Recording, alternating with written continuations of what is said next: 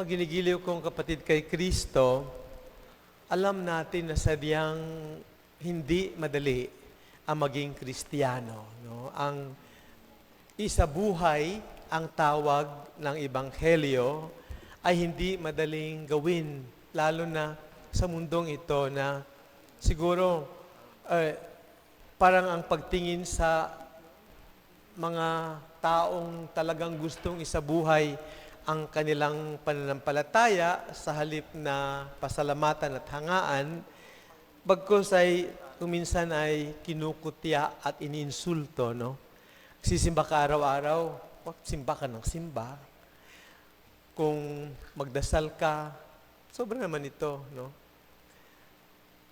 Ang pagsunod sa yakap, sa mga yapak ni Kristo ay hindi madaling gawin.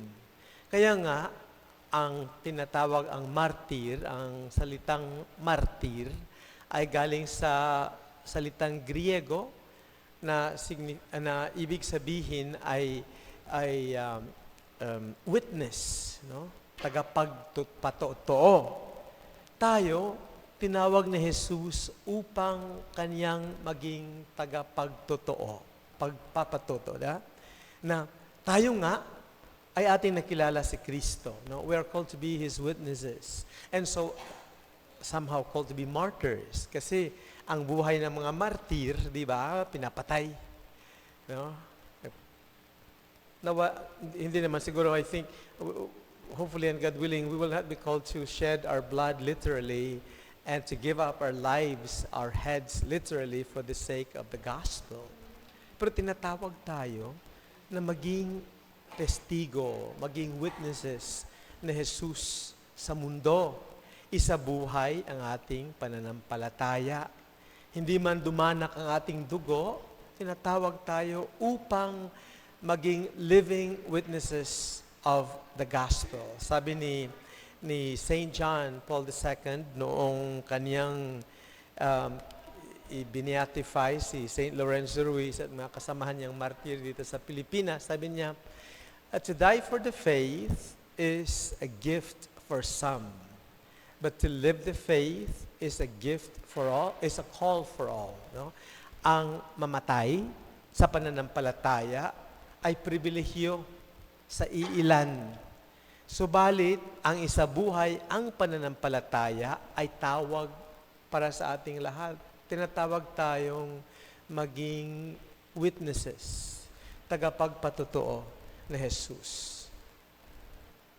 At yun nga ang pagpasok sa langit. No? Sabi niya, pagsikapan yung pumasok sa makipot na pintuan, marami ang magpipilit na pumasok ngunit hindi makakapasok. Sapagkat kapag ang pinto'y naisara na, magtitiis kayo nakatayo sa labas, katok ng katok, at tayo sisigaw, Panginoon, papasukin niyo naman kami. Sasagutin ni Jesus, hindi ko alam kung taga saan kayo. Sabihin natin, kumain po kami at uminom, nakasalo niyo at nagturo kayo sa aming mga lansangan. Sasabihin ng Jesus, hindi ko alam kung taga saan kayo, lumayo kayo sa akin, lahat kayo nagsisigawa ng masama. Kasi nga, ang pagsunod kay Kristo hindi madali. Hindi lamang yun nakukuha sa papikit-pikit ng mata, di ba? Magsimba tayo, this is the first step, no? Because here, as I mentioned the other day, now we are nourished by the very presence of Jesus. Pero hindi lang yan. Hindi lang, we don't just nourish ourselves with His presence. We go out and live the gospel. We share the good news to others. We become His living presence in the world, His witnesses, His representatives, and again, His presence. Di ba dito sa atin napakaganda? Pag dumataan tayo sa harap ng simbahan, nagkukurus tayo, no? Kasi nagpapaalala sa atin ng simbahan ng presensya ng Diyos.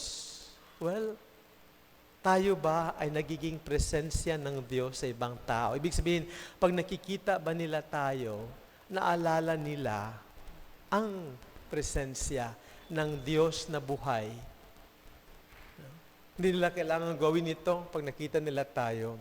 Pero nararamdaman at nakikita ba nila si Jesus na buhay sa pamamagitan natin? pagdasal po natin sa misang ating ipinagdiriwang ngayong gabi, na naway itong si Kristo na ating tinatanggap, si Kristo na ating nakakasalamuha sa misa, ay maging totoong mabuhay sa ating presensya upang ang mga tao sa labas ay maalala na si Jesus nga ay buhay sa pamamagitan natin.